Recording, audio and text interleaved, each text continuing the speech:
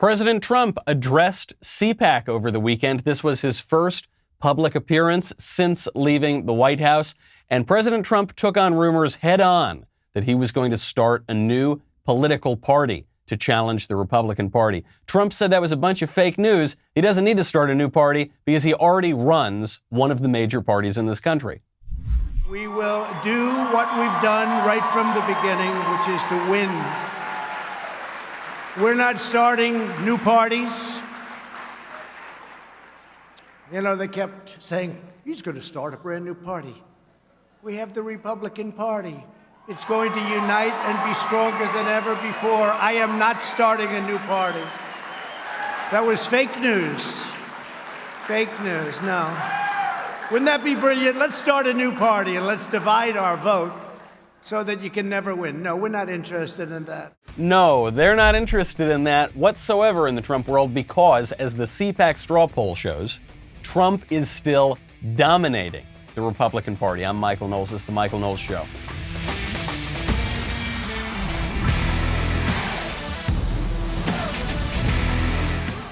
Welcome back to the show. My favorite comment from Friday is from Cardi O, who says, in honor of their employees completing the critical race theory training, Coca-Cola has come out with a new flavor, less vanilla Coke. That's really progressive of them. I'm so glad that they are doing that. There is actually an update to the Coca-Cola story. It's great stuff. Some might call it cancel culture. I call it absolutely A-OK in my book. You can listen to that just a little bit later in the show. And when you listen, I highly recommend you listen on Raycon wireless earbuds. Whether you're catching up on your favorite news podcast, binging an audiobook, or powering through your workout with a pumped-up playlist, a pair of Raycons in your ears can make all the difference. No dangling wires or stems to get in the way. Raycons come in a range of stylish colorways. They're always comfortable. They got a great in-ear fit. It's a more discreet look. Raycons are built to perform anywhere and anytime with water and sweat-resistant construction and Bluetooth that pairs quickly and seamlessly. It's also got enough battery life for 6 hours of playtime, which means you can unplug for a while. I've tried lots of the competition. I'm just here to tell you Raycons is a superior product. In looks, in functionality, it's great. And especially in price, because they're not overpriced like some of the competitors. And right now, on top of that, Raycons is offering 15% off all their products for my listeners. Here's what you got to do to get it. Go to buyraycon.com/Knowles. That's it. You'll get 15% off your entire Raycon order, so feel free to grab a pair and a spare. That's 15% off at buyraycon.com/Knowles, buyraycon.com/Knowles. Go check out Raycon now. President Trump is back. He is demonstrating in his words and in public opinion polls that the GOP is still the Trump party, and CNN is ecstatically furious. This CPAC with Donald Trump closing it out is a liar-palooza. It's a liar-palooza. Zing. Yeah, take that, Trump. Yeah, you're a big meanie. Yeah, it's a liar fest. This was the best day that Jim Acosta has had in months. Jim Acosta has gone to his bed every single night since Trump conceded the election, and he's written, "Dear Diary, it's another sad day here in the Acosta household. I miss him. I have nothing to talk about. No one wants to put me on television anymore. No one gives me headlines because my man is gone." Well, Trump is back, and the media are furious. So Trump's CPAC speech was generally more measured than some people said it would be. And some people said he was going to announce a new political party. Some people said he was going to declare himself the nominee for 2024. Some people said he was going to do all this. It was actually much more measured. He reined himself in a little bit, but he still talked about the important issues, starting, most importantly, with election integrity. Another one of the most urgent issues facing the Republican Party is that of ensuring fair, honest, and secure elections. Such a disgrace. We must pass comprehensive election reforms, and we must do it now. The Democrats used the China virus as an excuse to change all of the election rules without the approval of their state legislatures, making it therefore illegal.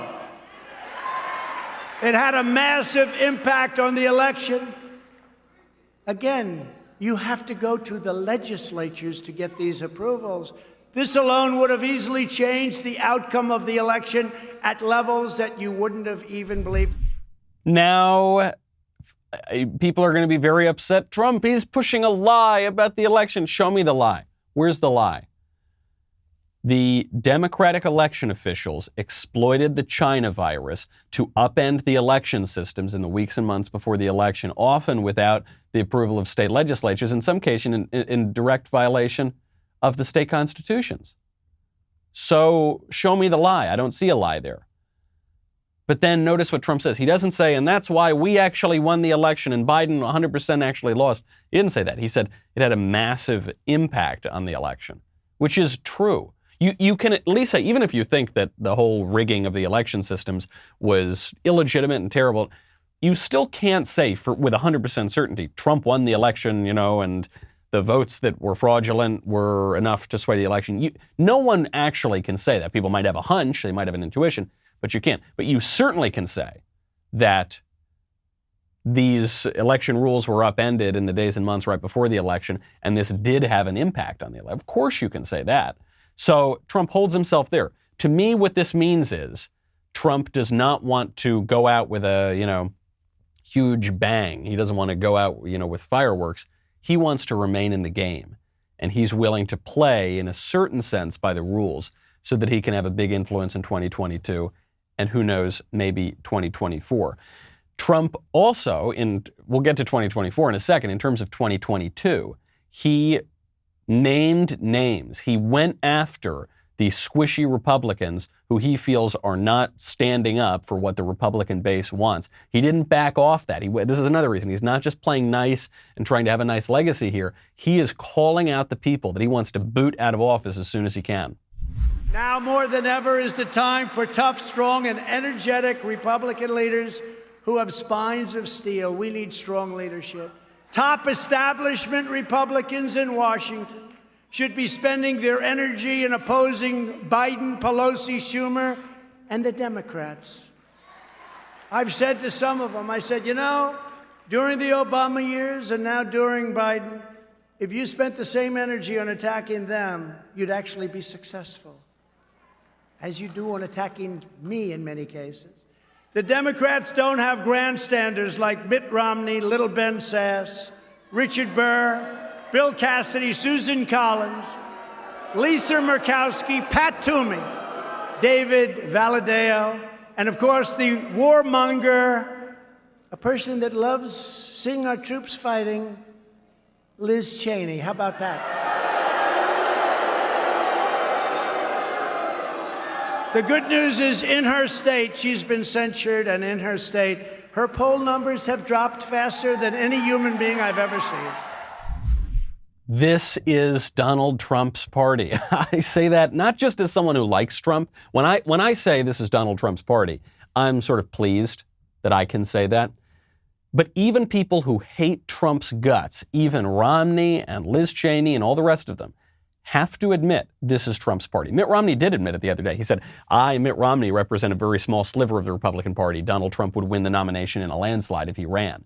How strange is it that at CPAC, this is sort of the big conservative conference of the year, the chairman of the House Republican caucus, Liz Cheney, gets booed, overwhelmingly booed on the floor like that. Mitt Romney, who won the CPAC straw poll in 2012, Mitt Romney, who used to be pretty popular at CPAC, getting booed because the party is shifting and because politics always does change. It changes according to circumstance. So that's 2022. Obviously, I think Trump is going to try to pick off some of his political opponents. But what about 2024? If Trump's got the party behind him, if Trump's got the conservative base behind him, if Trump's picking off his opponents, is he going to run in 2024? Well, he doesn't say no. But who knows? Who knows? I may even decide to beat them for a third time, okay? Beat them for a third time.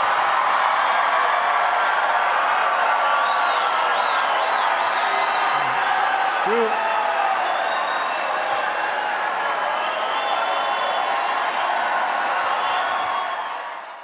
That is a long, long, long round of applause and standing ovation. And Trump does it in the most Trumpian way with such a showman's flourish. He goes, and look, I may even, you're kind of leaning in, look, I might even decide to beat him for a third time. Boom, and then the crowd opens up, and when he says beat him for a third time, he's obviously suggesting, this is the most I think Trump in his speech went to say, that election, a lot of irregularities there.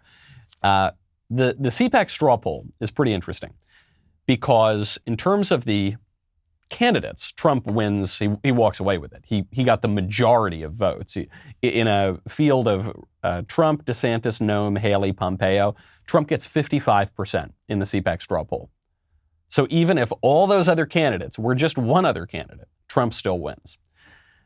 DeSantis, no surprise there that he's coming up second by a lot too. It's 55% to 21% for DeSantis. Then when you get to Kristi Noem, it's 4%, Nikki Haley 3%, Mike Pompeo 2%.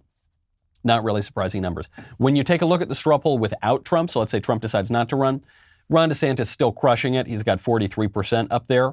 Kristi Noem at 11%. Don Jr. at 8%. Again, just evidence that the Trump family is dominating the party. Even Don Jr., right, who was not the president, still doing pretty well. Pompeo 7%. Cruz 7%. The one thing worth noting here is that the straw poll has a kind of 50-50 record. So the straw poll was right about the nominee in 1980, and then obviously right in 1984. They probably shouldn't have even held it that year, but Reagan got it again in 84. They were right in 96, 2000, and 2012. But the CPAC straw poll got the nominee wrong in 76, 92, 2008, and 2016. Trump did not come in first or even second in 2016. So these things can change quite a lot. The other thing I would say about Ron DeSantis, he's doing a great job. He's doing everything he should be doing. But it's a long time. It's a long time away from 2024. The people who tend to win this early historically have not actually gotten the nomination later on. So we'll have to see. More interesting even than the candidates are the issues. The top issue for the CPAC audience, election integrity, followed by constitutional rights, followed by immigration, followed by reopening the economy. It was pretty low on the list. Followed by the Second Amendment, followed by taxes, followed by national security, finally followed by pro-life. Pretty interesting. I don't think it's because the CPAC crowd is pro-abortion now. I suspect it's just because they feel that we're at a stalemate, and no matter how many judges we get, we still keep losing. The issue here is the corruption. They feel we keep winning these political battles, but we keep losing on these issues. So that's actually my read of why pro-life is so down low. It's people are very demoralized. And I think it's why election integrity is so high, because they do not have faith in this system. They don't really have the sort of faith in the institutions that we once had. You've got to root out the corruption before you can solve these sorts of problems. When things are kind of chaotic all around the world, one thing that I've always enjoyed investing in, precious metals. You know how the price of gold has been skyrocketing lately. Now there's a new way to buy gold through a company called Acre. Acre lets you subscribe to gold bars for as little as $30 a month. Michael, how is that possible? Gold bars cost more than $30. Well, it's this ingenious way to invest in physical gold. You pay each month. Once your gold stash reaches the price of their gold bars, they discreetly ship Acre Gold to your house. Just recently, Acre has introduced a new $100 a month subscription to a 5-gram gold bar. Also, check this out. You know how there's a nationwide ammo shortage? Well, Acre is creating a solid gold 24-karat 9mm bullet for you to buy right now. You cannot find anything like this on the internet. They're only making 1,000 of these. They're going very fast, and I definitely want one. To be clear, I guess I have to say this. They're not shootable bullets unless you're killing a werewolf. They are solid gold. They are very, very cool. Go check it out. I think this company is really changing the game. I've always enjoyed investing in precious metals. Visit getacregold.com/Michael. Start investing in physical gold today. Make sure you go to this URL because Acre is giving away a gold bar. To qualify for that giveaway, tweet or post why you should be the recipient at get_Acre. That is getacregold.com/Michael. And thank you, Acre Gold, for supporting the show. It is Trump's party, the Republican Party. It is Trump's party. And in part, that's because of Trump. He is this sort of uniquely talented politician. Even his opponents admit this. Even Mitt Romney admits that Donald Trump just has a political gift. But there's another reason, too. Another reason that the GOP became Donald Trump's party and has remained Donald Trump's party is because the left makes no distinction between the moderates in the party or the liberals in the party and the conservatives and the super conservatives and the far right fringy people and the kooky people. The left makes no distinction between any of them.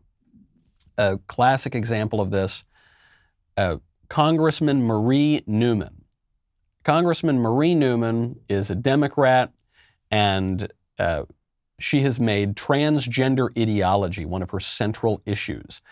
This obviously very important with the passage in the House, not yet in the Senate, of the Equality Act. The Equality Act obliterates the legal distinction between men and women. It is the single most radical piece of legislation ever in American history.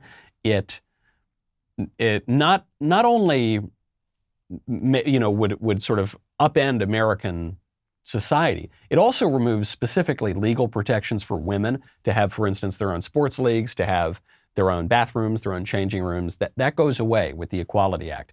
And Marie Newman, very into this. Marie Newman actually put a transgender flag. Can you believe they have a flag? It's a transgender ideology flag outside of her office, leading Congressman Marjorie Taylor Greene to put a sign outside of her office, which is right across the hallway, which says there are two genders, men and women. and Marjorie Taylor Greene is called the conspiracy theorist for that. If you believe that men and women are different, you're the crazy conspiracy theorist. If you don't, you're a sort of reasonable person. Marie Newman goes on CNN and says that the reason that the Republicans will not attack Marjorie Taylor Greene for having the sign out there that says men are different than women is that they are, quote, in fear of the QAnon kooks. The QAnon kooks. What is QAnon? I suspect most people listening to this show don't really have any idea what QAnon is. I don't really know what QAnon is. I know I've Googled it a little bit. I sort of have some kind of idea. Most Republicans, public opinion surveys have borne this out, don't really have any idea what this is. Most Trump supporters don't really have any idea what this is. It's just a new term to smear the right. They take some sort of minor phenomenon and they smear the right. In the same way that they say the right, they're white supremacists. You think, really? I don't think so. Who are you talking to on the right? But they're not just saying that these very far fringe extreme people are QAnon kooks, whatever that is. It just means bad, right? They're just using QAnon or white supremacist or whatever to mean a bad person who's not a good person. But so, okay, it's not just the fringe that's the QAnon kooks. It's not just conspiracy theorists. It's not just bigots. It's not just this.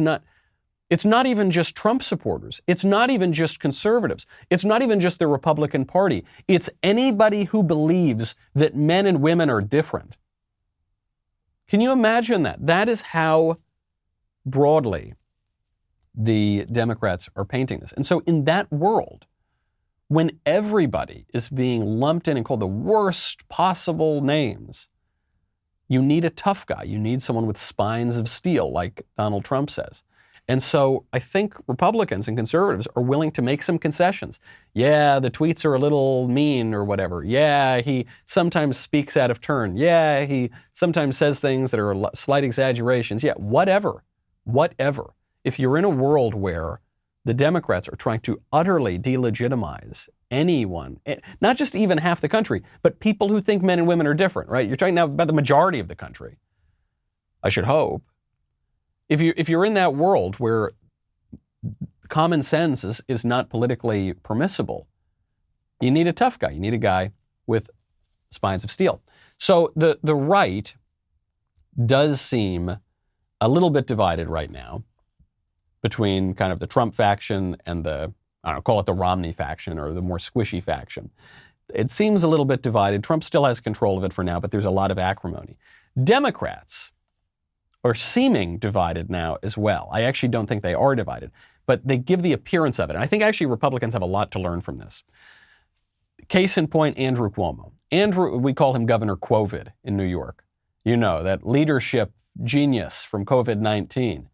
You know, the greatest, most admirable, wonderful governor in America who was just basically throwing elderly New Yorkers into disease-ridden nursing homes and then covering it up when the feds started looking into it.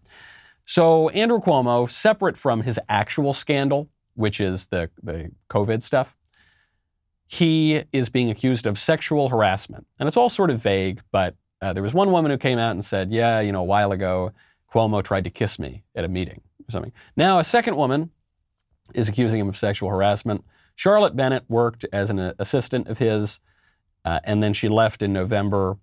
And she said that the harassment began in the spring of 2020, and it's all kind of vague stuff. So it's, he brought up sex, but she's not saying he propositioned her necessarily. She's not really bringing the context of it. It sounds, kind of inappropriate, but it's really unclear. Democrats are now coming out against Cuomo. They're now saying, yep, that guy, he's at the very least, he needs to be investigated. This from our favorite White House press secretary, who is currently the press secretary, Jen Psaki. Governor Cuomo says he never made advances toward Ms. Bennett, but does President Biden believe Governor Cuomo or Charlotte Bennett? Well, first, President Biden has been consistent that he believes that every woman should be heard, should be treated with respect and with dignity. Charlotte should be treated with respect and dignity. So should Lindsay. And there should be an independent review looking into these allegations. And that's certainly something he supports and we believe should move forward as quickly as possible. Nancy Pelosi saying almost the same thing. The women who've come forward with serious and credible charges, so she's calling it credible, against Governor Cuomo deserve to be heard and treated with dignity. The independent investigation must have due process and respect for everyone involved. What's really going on here?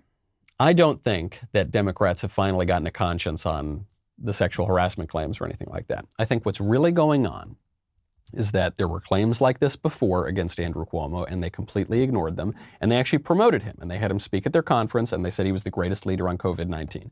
Then it came out, they finally couldn't cover it up anymore, that his policies were deadly in COVID-19 and that he knew it and that he covered them up against the federal government. So now, just coincidentally, when his political fortunes are dropping and he's an embarrassment for the Democratic Party, now all of a sudden they're taking the sexual harassment stuff seriously. But it doesn't even stop there because they're taking it seriously enough to say he needs to be investigated. But this is what Democrats do. They're not saying he needs to step down. They're not saying he's unfit for office. They're saying we need an investigation. They do the same thing on reparations. They do the same thing on all sorts of radical policies that they're proposing. They say we need a committee. They do this on statute toppling. They say we need a committee to study and review the issue. And they slow walk it to buy themselves time and build themselves political consensus. So what's going to happen now, because Cuomo is really in a hot water because of his mishandling of COVID and his cover-up of the COVID issue, is they're going to say, okay, we're going to start threatening you. We're going to start building consensus. So if we have to deal with you, we're going to deal with you. We're also, coincidentally, going to get COVID out of the news because everyone's just talking about your sex scandal. And then we're going to buy ourselves time. And then once the investigation's over in 6 months, if you're still in trouble, we'll boot you out if you're an embarrassment for us. But if you're not in trouble, we'll let you come back in, no big deal. It's politically brilliant. And Cuomo, by the way, is handling this in a pretty smart political way, too. Cuomo came out and sort of apologized and sort of didn't. Here's his excuse. It's a masterclass in political rhetoric. He says, questions have been, no, I'm not going to do my Bulldog Cuomo impression. Questions have been raised about some of my past interactions with people in the office. I never intended to offend anyone or cause any harm. I spend most of my life at work, and colleagues are often also personal friends. At work, sometimes I think I'm being playful and make jokes that I think are funny. I do on occasion tease people in what I think is a good-natured way. I do it in public and in private. You have seen me do it at briefings hundreds of times. I have teased people about their personal lives, their relationships, about getting married or not getting married. Wow, man, is this good. He doesn't take on the allegation that he tried to kiss somebody during a meeting. He doesn't take on the allegation that he's maybe, eventually he just sort of denies the idea that he's propositioning people and denying that. But that's not what he's saying here. He's admitting, yeah, I tease people. He says, I do it in public and private. You've seen me do it, right? He's making you sort of accustomed to it. You're saying, oh, I have seen that. It's a beautiful, politically beautiful way to downplay this sort of thing. And it'll probably help him. Because when we're talking about that, we're not talking about the other allegations. We're not talking about the real scandal, not the sex. Sex scandal is the best thing that ever happened to Andrew Cuomo because we're not talking about his COVID scandal right now. And we feel a little bit more comfortable with it. The Democrats are just much, much better at this sort of thing than the conservatives are. Ben is going to be talking about this very issue, the end for Cuomo, on his show today, so be sure to check that out. Also, you got to check out Ben Shapiro in the Daily Wire's newest series, Debunked. Every Friday, Ben is exposing popular fallacies supported by left-wing activists and politicians. In the first episode, which is now available to Daily Wire members, Ben debunks the myth of minimum wage.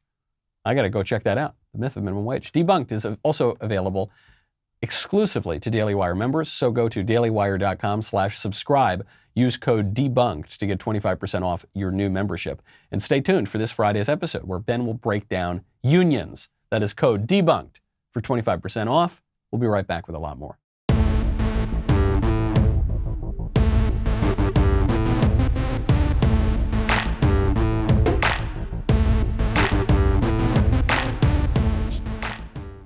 Andrew Cuomo is not the only Democratic governor in trouble right now. Gavin Newsom is also in trouble. Gavin Newsom is Governor Patrick Bateman from California, Governor American Psycho over there in my old state. And when I say they're in trouble, yes, they're in trouble, but not nearly the sort of trouble they'd be in if they were Republicans, and maybe not politically terminal trouble. Maybe they'll be able to survive this. What they really do, I find, they just flaunt their power. So Gavin Newsom got in trouble a few months ago because he ordered all these lockdown rules and these mandates, and he's shutting down businesses and restaurants. And then what does he do? He shows up with his friends to the French Laundry, a Michelin-rated restaurant. These meals for the French Laundry are often $1,000 a plate, sometimes more. He shows up, he's sitting right next to his friends, looked pretty indoors to me, shoulder to shoulder. No one's wearing masks, and they're all laughing and having a good time. And they're all laughing at us because we believe the kind of nonsense that they're spouting about how we need to stay home and social distance and all that stuff that they themselves are not following. So Newsom got in trouble for that, but he survived. Now he posted another video with George Lopez, the sitcom star from the 2000s. He kind of, now all he does is really turn up in political videos. And he's inside a restaurant with George Lopez. They're wearing masks, but they're inside a restaurant in an area that is supposed to have closed, no indoor dining. How do I find out if I can get a vaccination? George, you got to go to myturn.ca.gov. Wait a minute. Thank you, Governor. It's wonderful to be of service, George. First of all, just 100% pure grade A cringe in the video, right? I mean, that is so, they're like, hello, hey, fellow TikTokers. Hello, how do you do, fellow kids? But beyond that, what are they doing in that restaurant? What are they doing? They're not supposed to be in that restaurant, in that county, in that area. So they're inside there. Well, maybe they're just there for a film shoot, right? Well, they were sort of posting some pictures. It looks like they had some food there. Actually, the way I know they had some food there is because when you film anything, you have craft services so that the crew and cast members can eat. So you got Newsom again. I think it is not unfair to infer. He's certainly inside a restaurant, so he's already breaking that rule. And I suspect they might have had a bite or two to eat. I suspect. That's what the photos sort of suggest. They just flaunt their power, and they know that they're going to not get into any trouble for this. Speaking of the virus, by the way, some good news. Sort of. I guess it's good news, but it's kind of frustrating. It's frustrating because we don't know who to trust anymore. The medical experts who've told us that the mitigation efforts for coronavirus, they've failed. We're not wearing our masks enough. We're not locking down enough.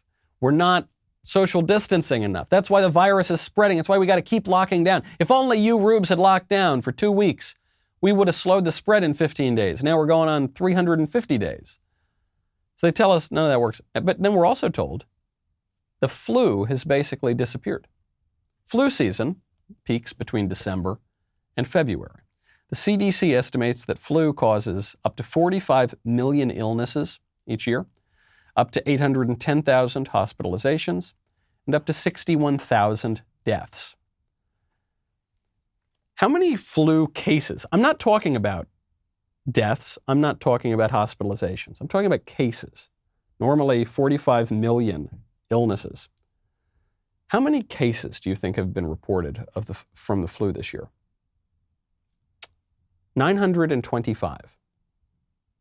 Not 925,000, That would be an amazingly small number compared to 45 million, right? That's a small number.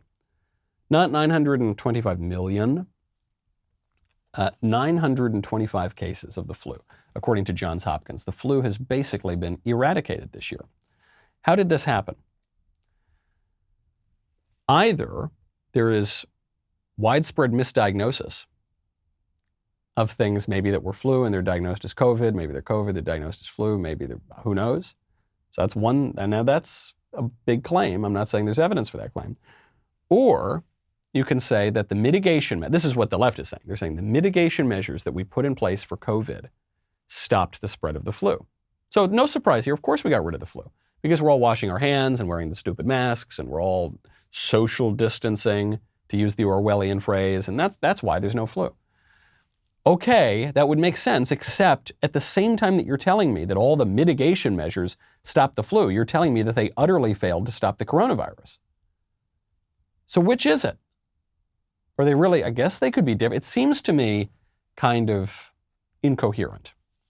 It seems to me, just like every other aspect of the public health response to the coronavirus, that they are just making this up as they go along, and they are contradicting themselves, sometimes day by day, like Dr. Fauci, who says, don't wear masks, masks are terrible, they don't do anything. Then 2 seconds later he says, yeah, you have to wear masks. You must wear masks. And then he's caught on camera not wearing masks, even though he's next to a lot of people. Then it doesn't matter, changes day by day. Sometimes it changes within the very same breath while they're explaining the flu thing away. But let's just take it as it is with the flu. Let's say that we can get rid of the flu every single year if we do all this stuff, wear the stupid masks and social distance, quote unquote, and don't have Thanksgiving, and okay. I don't want to do that. I would rather get the flu than do all of this inhuman, anti-constitutional nonsense that we've been doing for over almost a year now. Our freedom and our traditions and our way of life are worth more than not getting the flu. And I think this is true of the Wu flu too. I think this is true, as you know, I wear a mask if I have to go on an airplane, because that's the one place where they say you cannot do this if you don't have a mask on. And so I do it in cases where I think it's more important that I go, fly, be able to give a speech, be able to go to a political event, be able to talk about how dumb the masks are. I'm making that calculation. I think it's worth it. But otherwise, I ignore all this stuff and I practically French kiss people when I meet them on the street. So I would rather do that than not get the virus. I'm just not that afraid. I'm taking my risk into account. I understand there's some risk, so I'm not saying I'm invincible, but I'm just taking risk into account. Really what this is, what the whole COVID lockdown thing has been, what some statesmen are calling the reset, building back better. It's just the Green New Deal by the back door, right? It's just the same massive political and social upheaval that the left has wanted for decades and decades and decades. They're just getting it this way instead of the other way. Back in the 70s, they said that we're heading to a new ice age. Global cooling is about to take over the world, and that's why you need to give us a lot of power, and we need to depopulate the earth. And I mean, this is well known. There were books that were very prominent written about this, and you've got very prominent public figures that are still talking about why we need to depopulate, why we need to increase access to abortion, why we need to increase contraception, we need to have fewer children. I'm talking about people like Bill Gates and Al Gore who have given speeches on this very topic.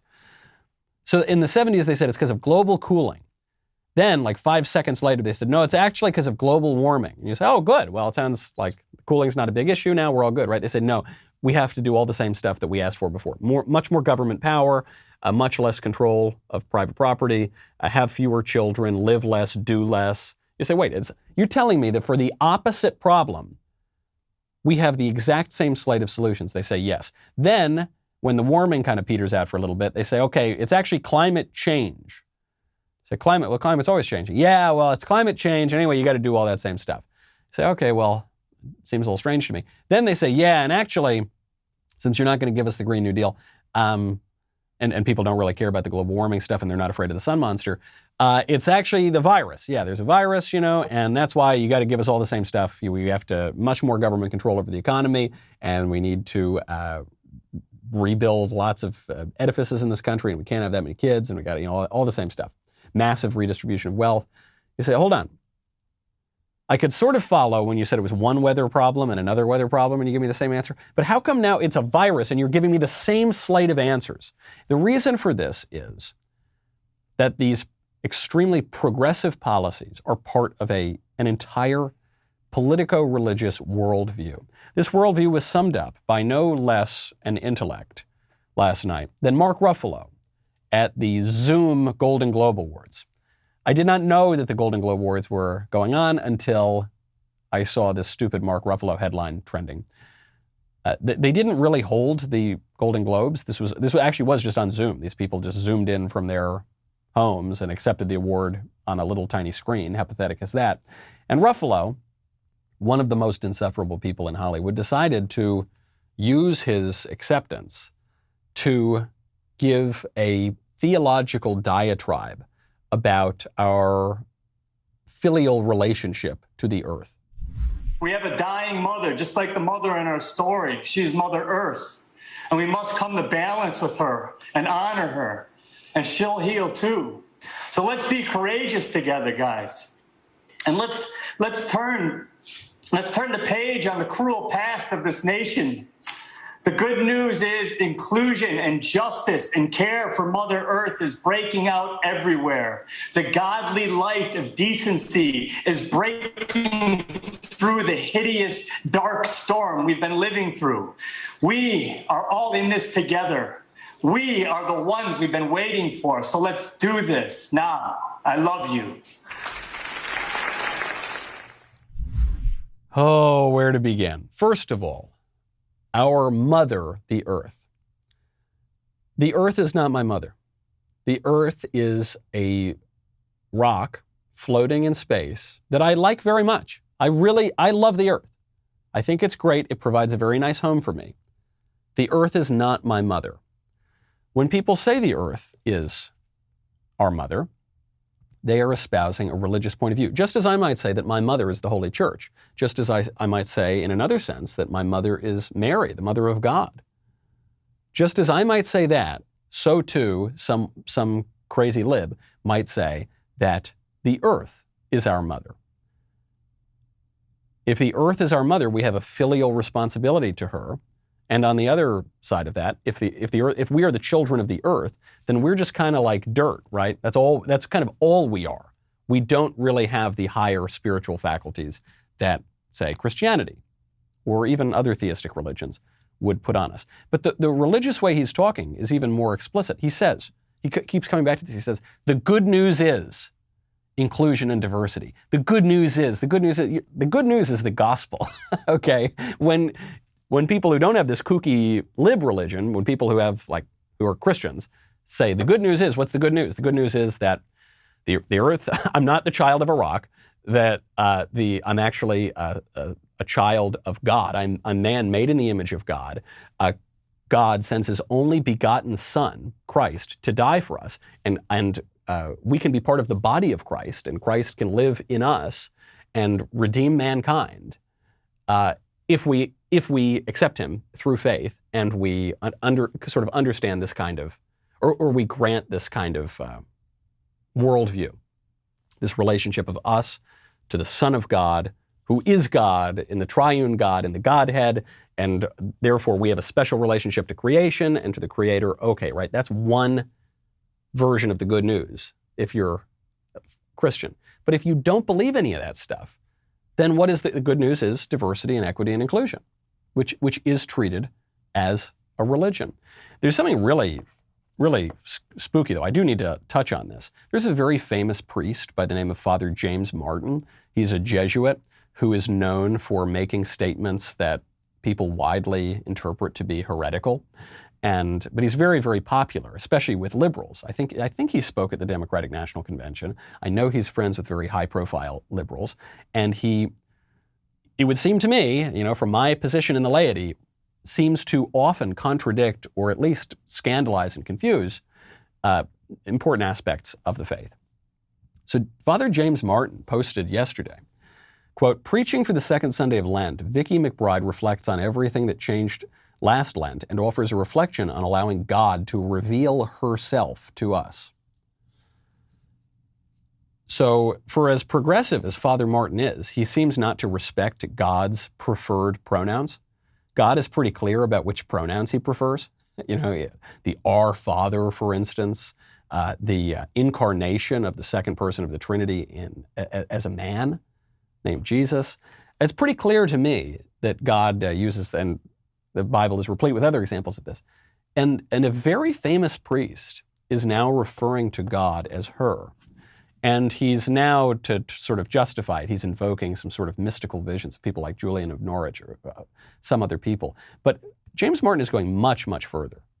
Father Martin is making claims here that would seem very contrary to the church teaching. I hope that bishops, and I pray that bishops, would be able to summon the courage and the compassion to educate Father Martin and so many other people who are so confused, even within the church. It's very difficult to educate ourselves these days because we're not being permitted to read great works or important works.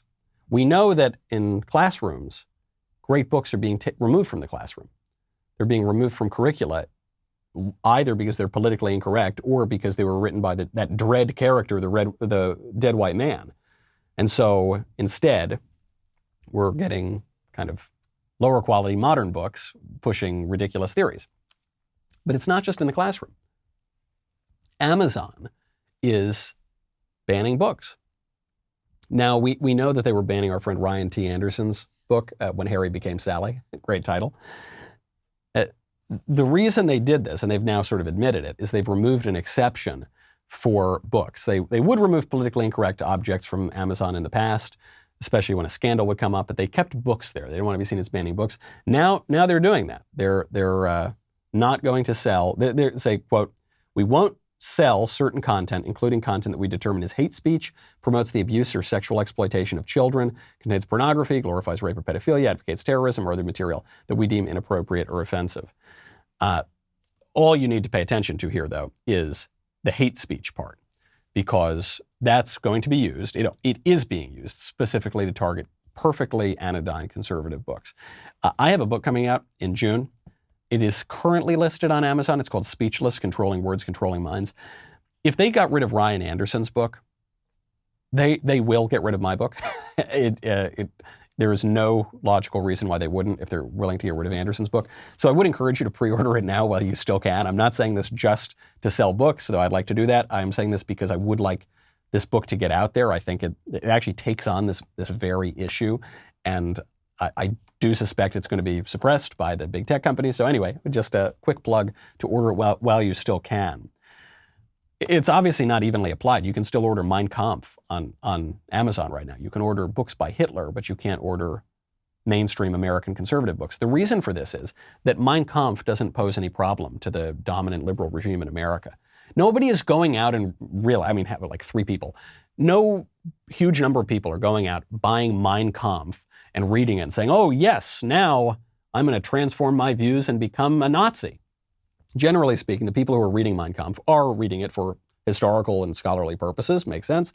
Or if they're reading it because they have an affinity for Hitler, then they've already got the affinity. Right? If you're searching out Mein Kampf because you really like Hitler, then Mein Kampf is not going to convince you to like Hitler anymore. That's not the same as a conservative book. There are people who, with these issues that are coming up right now, not dead issues like Nazism, but issues that are still hot right now like gender ideology, you could pick up a conservative book and change your mind and realize that the narrative that the liberal regime is pushing to you is not true. And so that is why Ryan Anderson's book, or other conservative books too, are much more dangerous to the dominant liberal establishment than anything by Hitler or Mussolini or whatever. That they actually don't really care about that because it doesn't threaten them. This is being called cancel culture. I've told you I don't think cancel culture is a particularly helpful term because I think it's a trap of political correctness. I think that the trap that political correctness leads us into is to believe that when they overturn the old standards with their new crazy left-wing standards, the only choices we have are either to give in to the new standards or to eschew standards entirely and say, okay, well, you can say and do whatever you want. We don't believe in it. I don't think that's true. I think that, yeah, we should watch what we say in certain instances. I think that we should enforce laws against obscenity to varying degrees. I'm not saying you ban everything outright. I'm just saying we should, in the American tradition of free speech, discourage some offensive speech that is actually offensive or that is obscene or that is threatening or that is seditious or any of the other broad swaths of speech that in the American tradition we have said is off limits.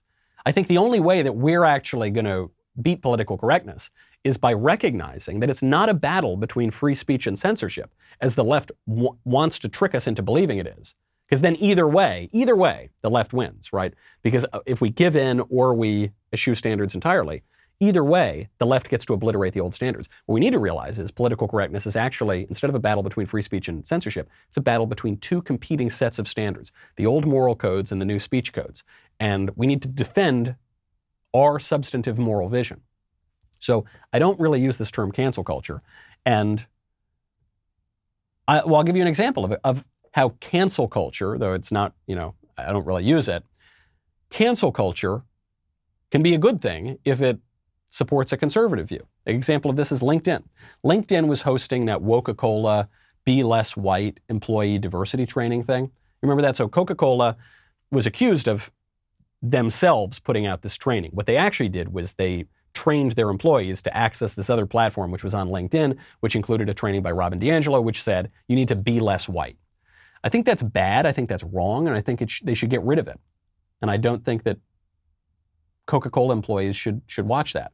I don't think they should have to watch that. And I don't think Coca-Cola should be even giving them access to watch that. I think it's just trash and it's terrible for the country and nobody benefits from it. Well, Coca-Cola gave in. Or I'm sorry, rather LinkedIn gave in. LinkedIn removed a racist diversity training program that told people to be less white. Isn't that cancel culture? Isn't that censorship? In a way, kind of, but not really. It's just standards. It's just finally, for once, we pressured corporate America to go back to our good old standards instead of embracing the new, radical, wicked, politically correct standards. That's a good thing. So when we use cancel culture as just a technical term, it's fair. People are going to keep using it. I'll probably use it at some point too. But we need to remember that refers to the specific phenomenon of left-wingers destroying the lives and livelihoods of conservatives because the conservatives are uttering mainstream points of view. Cancel culture cannot refer to the consequences for anybody for saying or doing anything.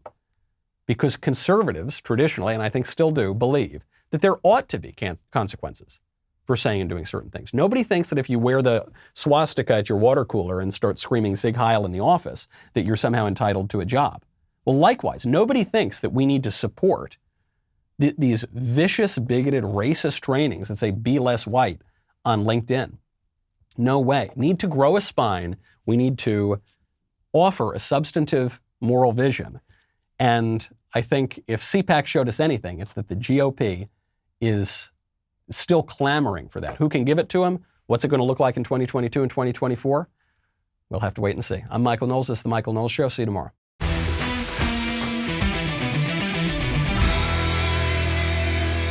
The Michael Knowles Show is produced by Ben Davies. Executive producer, Jeremy Boring. Our technical director is Austin Stevens. Supervising producers, Mathis Glover and Robert Sterling. Production manager, Pavel Vidovsky. Editor and associate producer, Danny D'Amico. Audio mixer, Mike Coromina. Hair and makeup by Nika Geneva. And production coordinator, McKenna Waters. The Michael Knowles Show is a Daily Wire production. Copyright Daily Wire 2021.